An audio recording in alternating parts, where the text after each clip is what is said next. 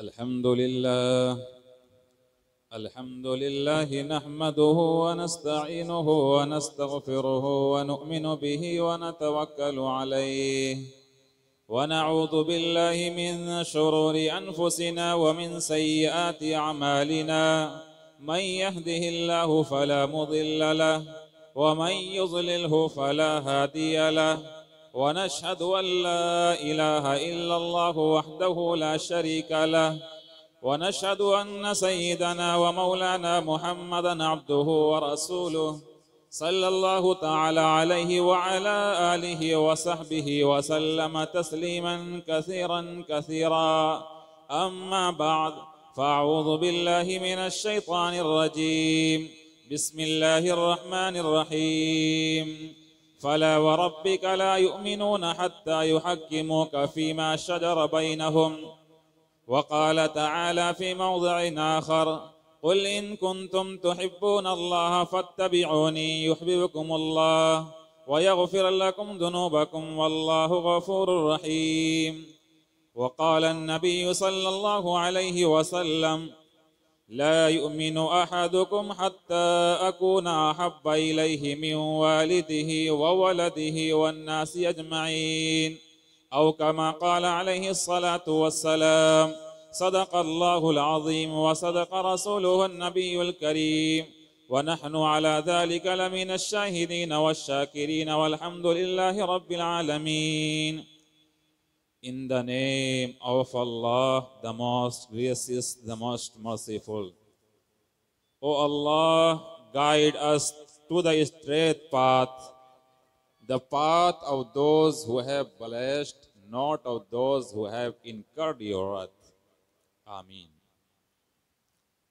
Tasmaschataram parmanam te karya vivastitau विदान उत्तम कर्म कर तुमिरसी यह विद्य मुस्तर्जिय वर्तते कामकारतः न सिद्धि मवापनौति न सुखम न परान गतिम ईदम जन उपशुरत नरशंस तविष्यते सरिष्टम सहस्तरा। नाज़रीन गिरामी, आप लोग माशाअल्लाह काफ़ी अच्छा और ख़ूबसूरत अंदाज में जलसा सुन रहे हैं। अब मैं थोड़ा आजमाऊंगा और देखूंगा कि माशाअल्लाह आप लोग अब तक तो अच्छा चले हैं और माशाअल्लाह चार्ज भी हो चुके हैं।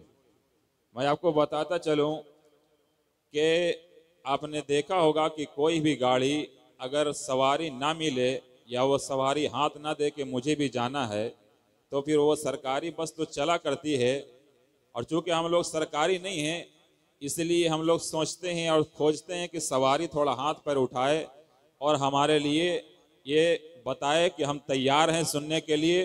क्या सब लोग तैयार हैं? माशाअल्लाह। तो आइए मैं स्टार्ट करता हूँ। सबसे पहले मशीयत के अनवार से नक्श रूए मोहम्मद बनाया गया। सबसे पहले मशीयत के अनवार से नक्श रूए मोहम्मद बनाया गया। फिर उसी नक्श से मांग कर रोशनी बज़ में कौनो मका को सजाया गया। नाज़रीन गिरामी, ये जलसा आप जानते हैं कि जलसे सीरतुन नबी और इस्लाह माशरा है। आज आप देख रहे होंगे कि दुनिया के अंदर नामालूम कितने लोग हमारे और आपके आका जनाबे मुहम्मदुर रसूलुल्लाह सल्लल्लाहु अलैहि वसल्लम पर उंगलियां उठा रहे हैं। लेकिन दोस्तों, मैं आपको बताता चलूं कि इसमें कसूर हमारा और आपका है। अगर हम और आप अगर हम अपने नबी की सीरत को पढ़ लें तो फिर कोई माई का लाल हमारे नबी की सीरत पे उंगली उठाने वाला नहीं मिल सकता। मैं एग्जाम्पल देना चाहूँगा कि हमारी ज़मीन अगर कहीं पे हो और उस ज़मीन को हम जब तक कब्जा ना कर लें तो कोई भी इंसान जाकर उस ज़मीन पे कब्जा कर लेता है, ठीक इसी तरीके से हमने इस दुनिया में हमारे आका व मौला जो देकर कुरान करीम और हदीस मुबारक गए हैं, हमने उस पर अमल छोड़ दिया है और हमने नबी की सीरत को छोड़ दिया है। इसीलिए आज दूसरी कौमें उसको हथियाना चाहती है और उसकी तारीख को मस कर देना चाहती है। जिस तरीके से इस दुनिया में एक दस्तूर है कि हम अगर अपनी जमीन को छोड़ देते हैं और उसका घेराव नहीं करते हैं, उसकी देखभाल नहीं करते हैं, तो कोई इंसान हमारी जमीन को हड़प जाता है, फिर थोड़ा थोड़ा करके उसे खा जाता है, या फिर कोई नकली कागज बनाकर उसमें गड़बड़ कर जाता है। ठीक यही मामला हमारे साथ हो रहा है कि हमने अपने नबी की सीरत को छोड़ दिया है, जिसकी वजह से आज तरह तरह की मीडिया वाले आ रहे हैं और मार्केट में आकर हमारे और आपके आका पे उंगलियां उठा रहे हैं। जिस रब्बे कायनात ने इस दुनिया में हमारे और आपके नबी को भेजा है और अल्लाह तबारक व तआला ने फरमा दिया है कि वो नबी है जिसका नाम हमने बुलंद कर दिया है। लोगों, ये खुदा है। जब अल्लाह तबारक व तआला खुद कह रहा है कि मैंने नाम के नबी के नाम को बुलंद कर दिया है, तो फिर कौन माई का लाल है जो हमारे आका के नाम को नीचा कर सके? चाहे वो जनीम चरसी ही क्यों ना आ जाए, मेरे नबी के नाम को कोई नीचा नहीं कर सकता, क्योंकि अल्लाह ने कह दिया है वरफ़अना लका ज़िक्रक, ऐ मेरे नबी तेरे नाम को बुलंद कर दिया है। और किसने कहा है? उस रब ने कहा है, उस ईश्वर ने कहा है जो इस दुनिया को बनाने वाला है, जो इस दुनिया का क्रिएटर है। और कुरान करीम कहता है कुल हुवल्लाहु अहद अल्लाहुस समद लम यलिद वलम यूलद वलम यकुल लहू कुफुवन अहद, कि अल्लाह एक है, ना उसने किसी को जना है और ना वो किसी से जना गया है। नाजरीन, ये बातें सिर्फ हमारी किताब में नहीं बल्कि वेदों को उठाओगे, हिंदू भाइयों की किताबों को देखोगे, वहां भी आपको मिलेगा। अल्लाह तबारक व तआला की सिफात बयान करते हुए वेदों के अंदर ये बयान किया गया है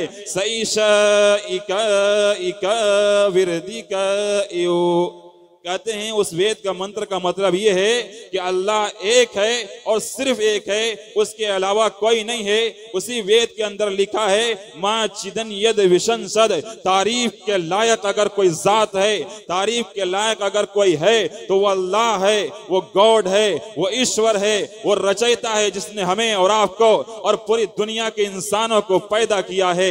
इसलिए हम समझ लें कि जब अल्लाह तबारक व तआला ने हमारा रचयिता जब ये कह रहा है कि नबी के नाम को बुलंद कर दिया है, तो यकीन मानिए हम कसम खाकर ये कह सकते हैं कि दुनिया में कोई माई का लाल हमारे नबी के नाम को नीचा नहीं कर सकता।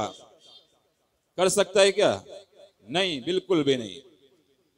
अभी आप लोग देखते होंगे कि आप कुछ लोग को वो आपको फुसलाने की कोशिश करेंगे और मिसाल बड़ा अजीब व गरीब देते हैं। उस दुनिया को लाएंगे आपके सामने और कह देंगे कि इस्लाम बहुत पुराना मजहब हो गया है, तुम्हारे और हमारे नबी ने जो लाया था ये बातें पुरानी हो गई है। अगर अपने नबी सल्लल्लाहु अलैहि वसल्लम के तरीके पर चलकर इस दुनिया में अगर चलना चाहो तो नहीं चल सकते। ये पट्टी पढ़ाया जाता है, ये विक्टिम कार्ड खेला जाता है, आपने बहुत सुना होगा। और वो कहते हैं कि देखो एक बुलेट गाड़ी आती है, पहले जमाने में छोटी मोटी गाड़ियां थी, साइकिल थी, लेकिन जमाना तरक्की करता चला गया, अब बुलेट आ गया है और अब बड़ी बड़ी गाड़ियां आ रही हैं, मारुति सुजुकी आ चुकी हैं। अब किसी को दिल्ली जाना हो तो अच्छी बड़ी गाड़ियों से जाते हैं। और हमारे प्रधानमंत्री जी ने तो ये भी ऐलान किया था कि बुलेट ट्रेन आने वाला है, अब पता नहीं आया कि नहीं आया, वो तो प्रधानमंत्री जी बताएंगे। बहरहाल मैं कहना ये चाह रहा हूं कि आपको पट्टी पढ़ाएंगे, इस जमाने में अगर जीना हो तो जमाने के हिसाब से चलना होगा और अपने नबी के काम को छोड़ देना होगा।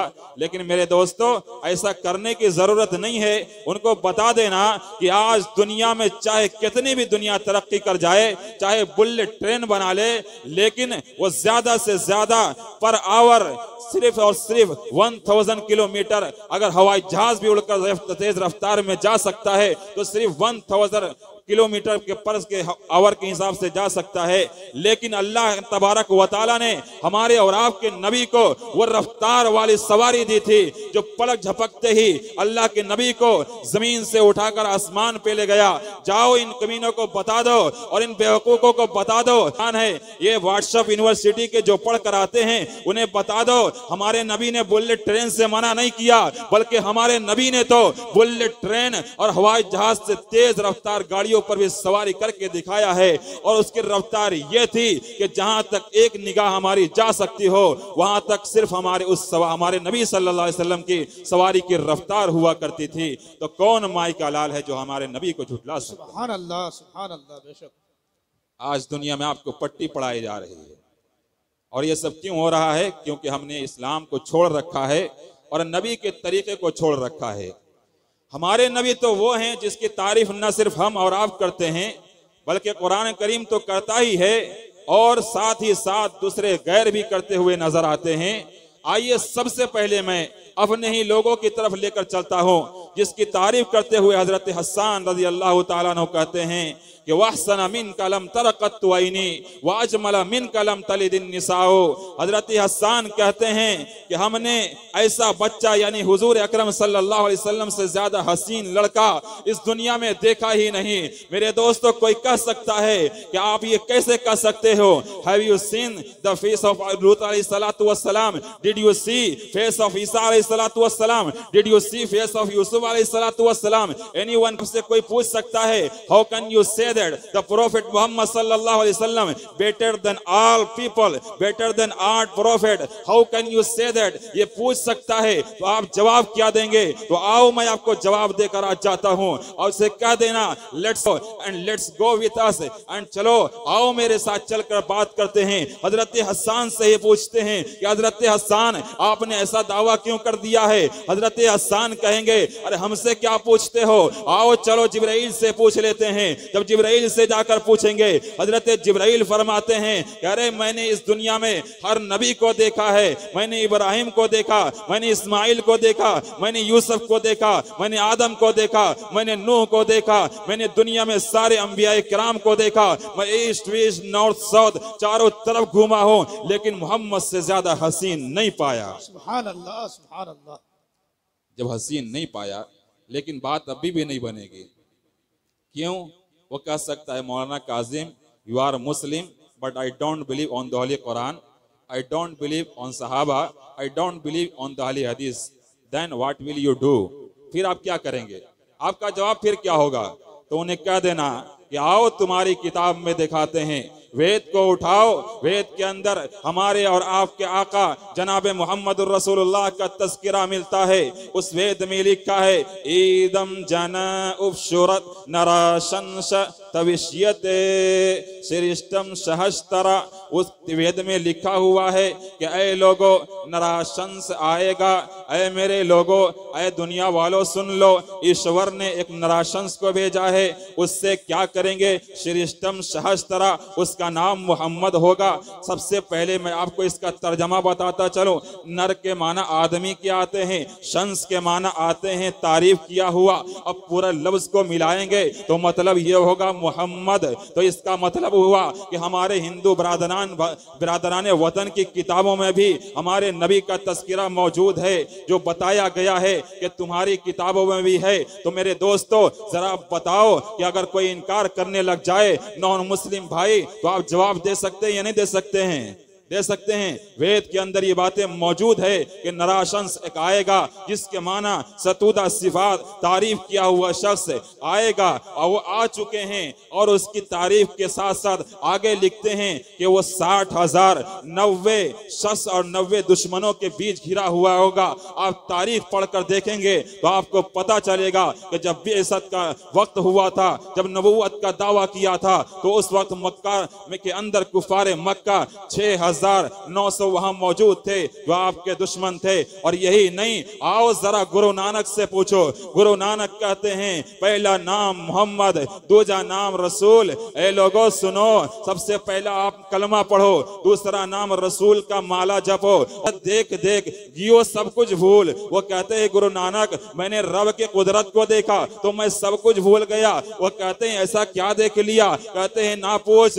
गुरु नानक से लोग कहते हैं गुरु नानक जी कुछ तो बताओ क्या देखा है? कहते हैं कि ना पूछ, मोहम्मद है उसको मैंने देखा है जिसको अल्लाह तबारक व तआला ने इस धरती पर मबूस फरमाया है और बाबरकत बनाकर मबूस फरमाया। सुभान अल्लाह, सुभान अल्लाह।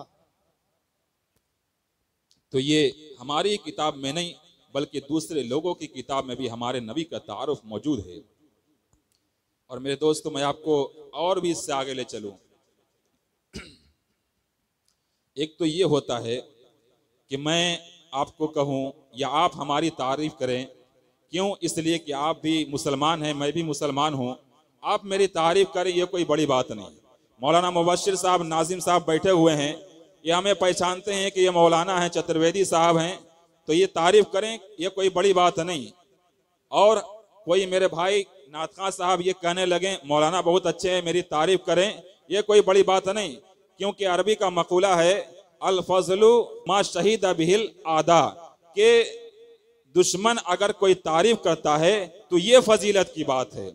आप जरा गौर कीजिए, आप दुनिया के अंदर, मैं आपको लेकर चलता हूँ, आज यहाँ जलसा हो रहा है, इससे पहले एक और जलसा हुआ था जो आलम अरवाह में, जहाँ एक मर्तबा जलसा हुआ, हम भी थे, आप भी थे, और वहाँ बुलाया गया, और बुलाने के बाद कहा अलस्तु बिरब्बिकुम, अल्लाह ने कहा क्या मैं तुम्हारा रब नहीं हूँ? हम लोगों ने सबने कहा कालू बला, क्यों नहीं? तो हमने कहा, उसके बाद छुट्टी हो गई। उसके बाद दूसरी मजलिस लगाई गई और वहाँ अंबिया किराम सिर्फ थे, वहाँ हम और आप नहीं थे। वहाँ जलसा हुआ और अंबिया किराम से मिसाक लिया गया, और आज ये जलसा हम लोग सजाए हुए हैं। मैं आपको बताता चलूँ, सन 1917 के अंदर, इससे पहले लंदन के अंदर जलसा सजाया गया। वहां कोई मुफ्ती नहीं था, वहां कोई काजी नहीं था, हम और आप नहीं थे, हमारे जैसा मौलाना नहीं थे, बल्कि वहां सिर्फ और सिर्फ यहूद और नसारा मौजूद थे। वहां वो लोग मौजूद थे जो हमारे और आपके दुश्मन हैं, वो लोग मौजूद थे जो हमारे और आपके आका जनाब मोहम्मद रसूलुल्लाह सल्लल्लाहु अलैहि वसल्लम के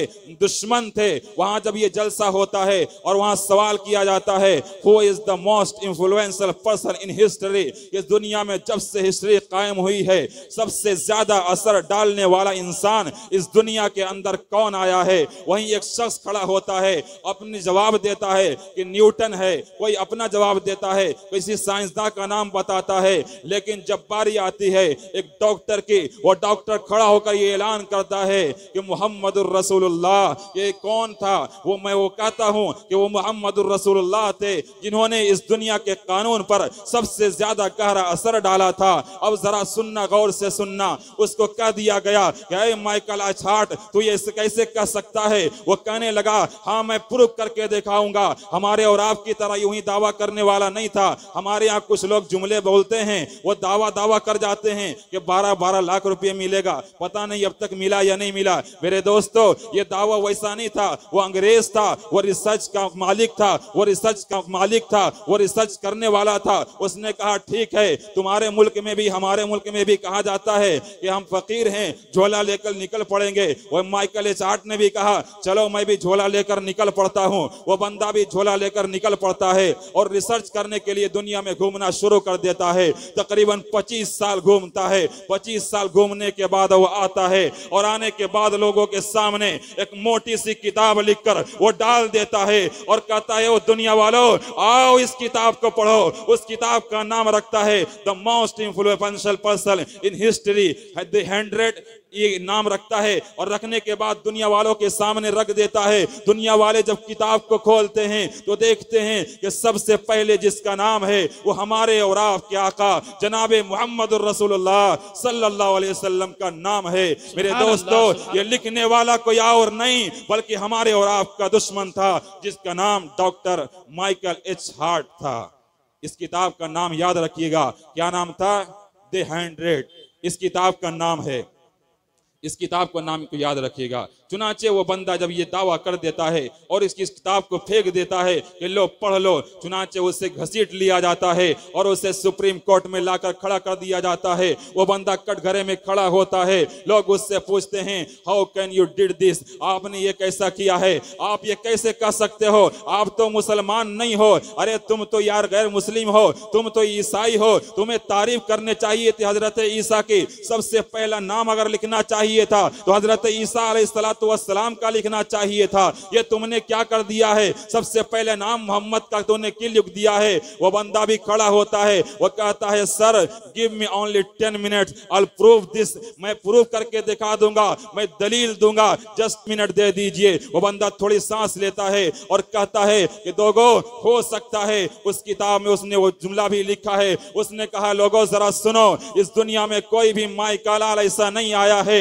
जिसने यूनिवर्सिटी में ना पढ़ा हो, स्कूल और कॉलेज में ना गया हो, लेकिन वो दुनिया वालों को पढ़ाए, ऐसा नहीं हो सकता। तो सुप्रीम कोर्ट का जज खड़ा होकर कहने लगता है फिर वो कौन हस्ती है? वो कहने लगा ये मुहम्मदुर रसूलुल्लाह हैं, जिन्होंने किसी मदरसे में कदम नहीं रखा है, लेकिन वो पूरी दुनिया वालों को बांटते हैं, वो पूरी दुनिया वालों को नॉलेज देते हैं। वो भड़क जाता है, कहता है कैसे पॉसिबल हो सकता है? सारी दुनिया ने माना हाँ हाँ ये बात सच है। मेरे दोस्तों जरा गौर से सुनना, जब ये कहना था वो और कहता है कि कुछ और सुना, उस नबी के बारे में कुछ और बता। वो बंदा कहता है सुनो, सारी दुनिया में अगर आप देखोगे तो कोई भी बादशाह आए उसको ज्यादा से ज्यादा लोग सर पर बैठा लेते हैं, कंधे पे उठा लेते हैं, लेकिन उसके पानी और गुसाला गिर जाए तो कोई उठाने को तैयार नहीं होता। वो कहता है कि ये वो नबी है जिसका गुसाला भी अगर चेहरे से गिरता है, जिसका थूक और खकारा भी गिरता है तो लोग उसके हाथों हाथ ले लेते हैं। फिर ऐसे नबी को तुम क्या कहोगे? वो बंदा कहता है और कुछ बता। लेकिन दोस्तों मैं ज्यादा लंबाई में नहीं जाना चाहता, ज्यादा अंदर नहीं जाना चाहता, मैं आपको बताता चलूं ये क्वेश्चन उठ सकता था। उसे मालूम था कि कोई इंसान जाहिल पैदा हो जाएगा, जनीम चर्सी जैसा इंसान पैदा होगा और ये ऐलान करेगा कि मोहम्मद रसूलुल्लाह माअज़ल्लाह घटिया इंसान थे, इसलिए उसने सेंटेंस लिखा my choice of Muhammad to lead the list of the most influential person. वो कहता है कि मैंने जो चूज किया है सबसे पहले मोहम्मद को लाया है, इसलिए लाया है both of the religions and secular levels. वो कहता है कि मैंने दुनिया में बहुत सारे लोग देखे हैं, लेकिन मोहम्मद से ज्यादा बेहतर इंसान मैंने नहीं देखा। वजह क्या है? वो कहता है कि मैंने देखा है कि ये supremely successful both on the religion, कहता है कि इस्लामी तरीके पर भी वो चलने वाला इंसान था और इसी तरीके से दुनियावी मामले में भी वो इंसान बड़ा पक्का था।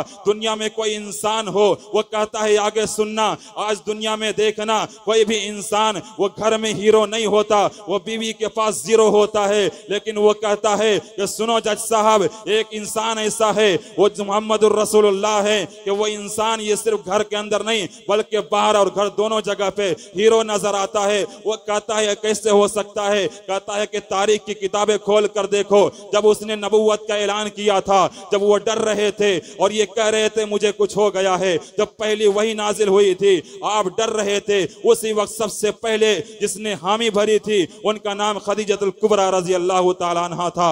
वो हमारे औराफ के आका जनाब मुहम्मदुर रसूलुल्लाह सल्लल्लाहु अलैहि वसल्लम की अज़वाज थी। तभी तो उसने ये दावा किया था कि अगर कोई सबसे बेहतरीन इंसान इस दुनिया में है तो हमारे औराफ के आका जनाब मुहम्मदुर रसूलुल्लाह सल्लल्लाहु अलैहि वसल्लम हैं। तब उसने ये दावा करके उसके बाद ये साबित कर दिया। जब ये कहा गया तो सारा मजमा खड़ा हो गया।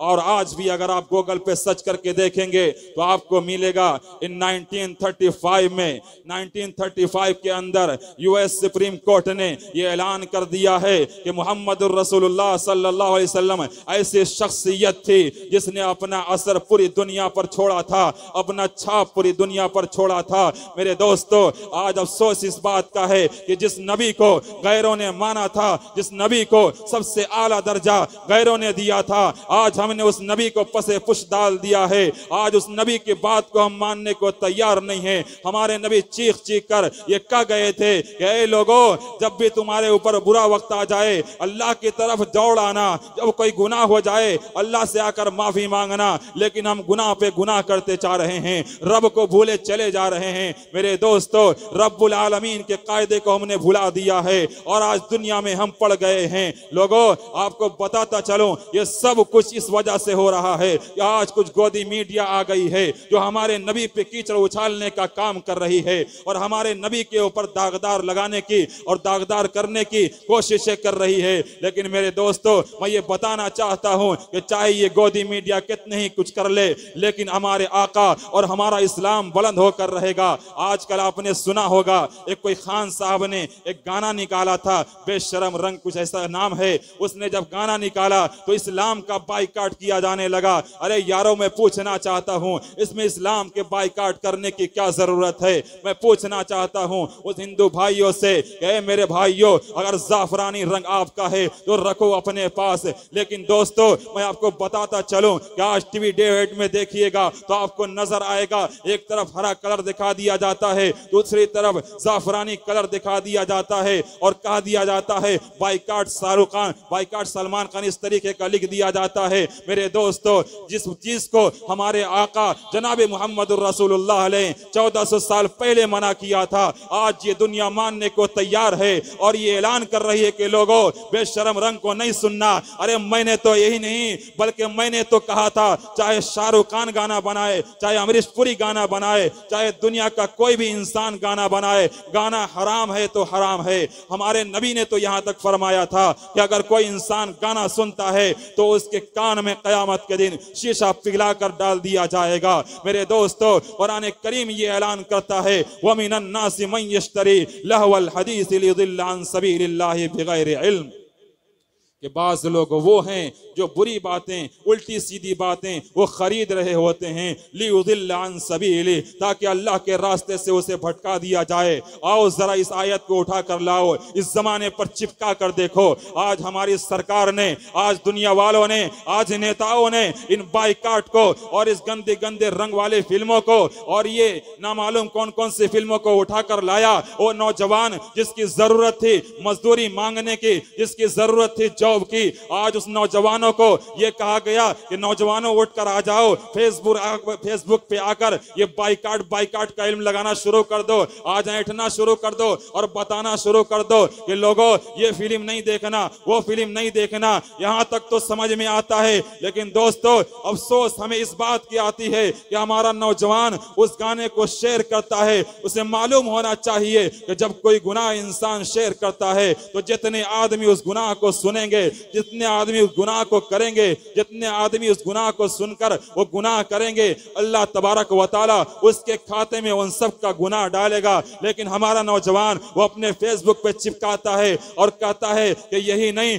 बल्कि जैसे जाफरानी किताबों वाले, जाफरानी कपड़ों वाले और भी बहुत सारे गाने हैं। अरे वो मेरे नौजवान, तेरा काम तो कुरान करीम को समझना था। हमारे नौजवान जिसका काम हदीस को पढ़ना था, वो नौजवान जिसका काम कुरान करीम को समझना था, वो नौजवान जिसका काम अल्लाह के नबी की सीरत को पढ़ना था, आज वो नौजवान बाइकाट पे लगा हुआ है। कोई कहता है सपोर्ट कर रहा हूं। यारो, तुम्हारा काम फिल्मों का सपोर्ट करना नहीं बल्कि हमारे और आपके आका जनाब मोहम्मद रसूलुल्लाह का सपोर्ट करना था। लेकिन दोस्तों, हमारी जिंदगी कहां चली जा रही है? हमने आका की जिंदगी को कहां पसे पुश डाल दिया है और हमने आका की जिंदगी को भुला दिया है। मेरे दोस्तों, जरूरत है कि आए और आका की जिंदगी को समझें। हमने जो भुला कर, हमने जो छोड़ रखा है और ये जाफरानी किताबों को, जाफरानी कपड़ों को लेकर पड़े हुए हैं। मैं बता देना चाहता हूं कि ना इस्लामी कलर झंडा हरा रंग होता है और ना ये जाफरानी रंग इनका है। मैं आपको बताता चलूं कि इस्लाम का कलर जो है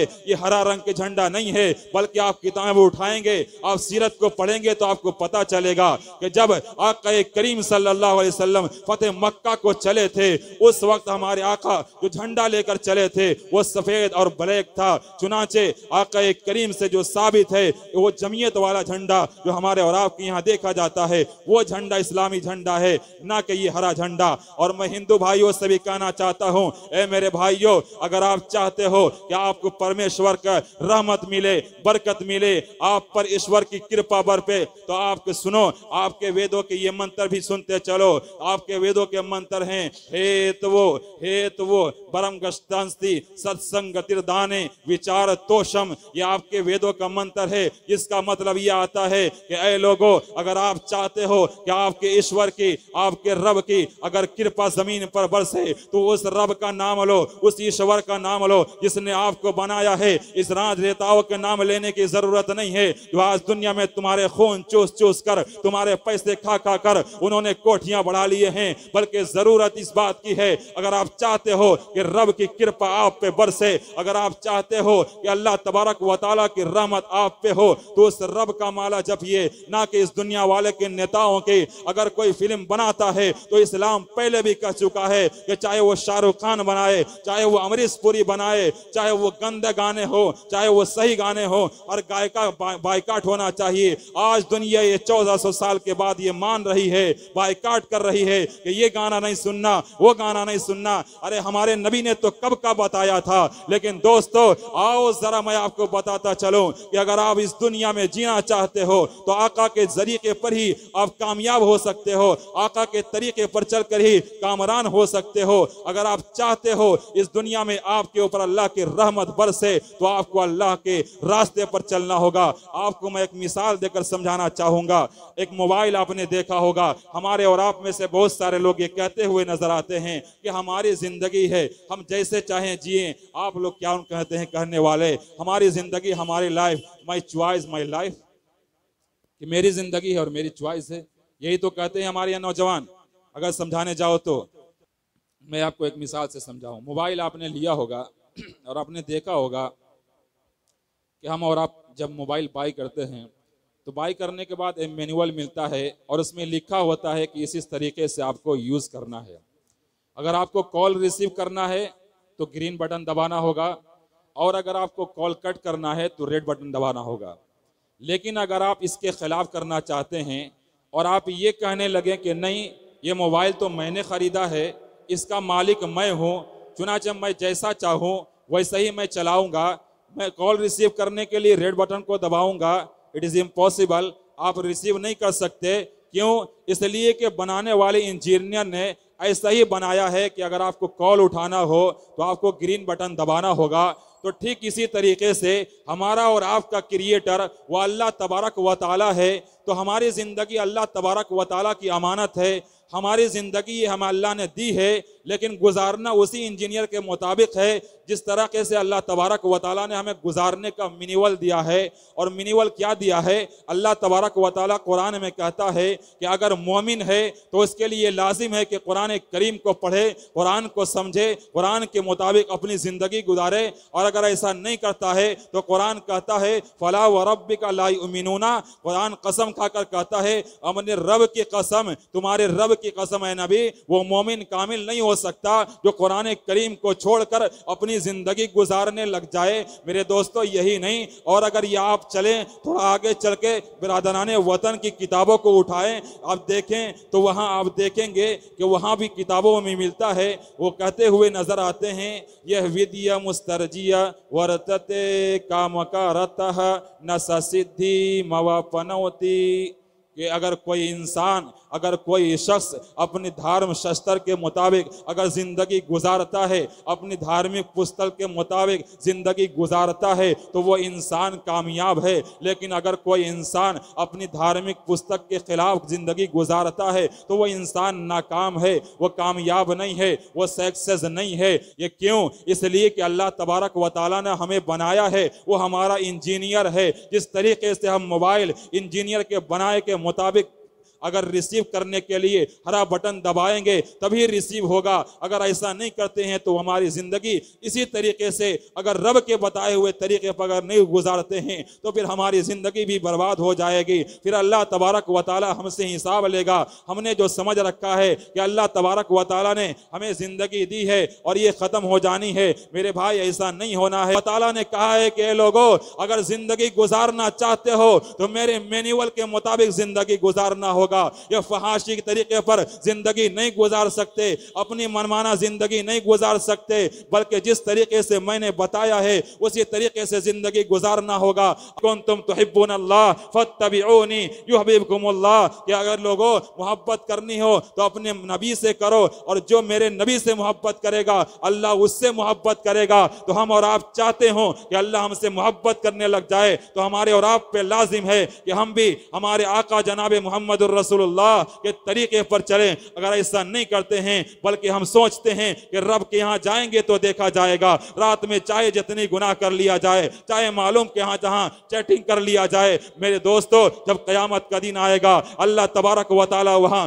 आपके और हमारे नामा अमाल को फैलाएगा, तो हम वहां जो मुजरिम होंगे वो कहने लगेंगे माली हाज़ल किताब ला युगादिरु सगीरतन वला कबीरतन इल्ला अहसाहा। इस किताब को आखिर हुआ क्या है? इस किताब ने ना तो छोटे को छोड़ा है ना मेरे कुछ बड़े गुनाह को छोड़ा है। रात के अंधेरे में छुपकर जो मैंने किया था उसे भी इस किताब में लिख दिया गया है। अरे मैंने लिहाफ के अंदर, मैंने कंबल के अंदर छुपकर ये गुनाह किया था, अरे मैंने चार दीवारे के अंदर छुपकर गुनाह किया था, आज इस किताब में कैसे लिख दिया गया है? वह इंसान इनकार करना चाहेगा और वो कहेगा मौला मैंने नहीं किया था। अल्लाह तबारक व तआला कहता है अल यौमा नख्तिमु अला अफवाहिहिम व तुकल्लिमुना अयदीहिम, आज तुम्हारे जबान पे हम मुहर लगा देंगे और वहां तुम्हारी जबानें नहीं बोलेंगी बल्कि तुम्हारे हाथ गवाही देंगे। मौला इसने मोबाइल से इधर उधर चैटिंग किया था, ये पैर गवाही देंगे। मौला ये ना मालूम कहां कहां गुनाह की जगहों पे अड्डों पे गया था, ये सारे बदन हमारे जिस्म आज़ा गवाही दे रहे होंगे, ये आंख गवाही दे रही होगी कि मौला ये बंदा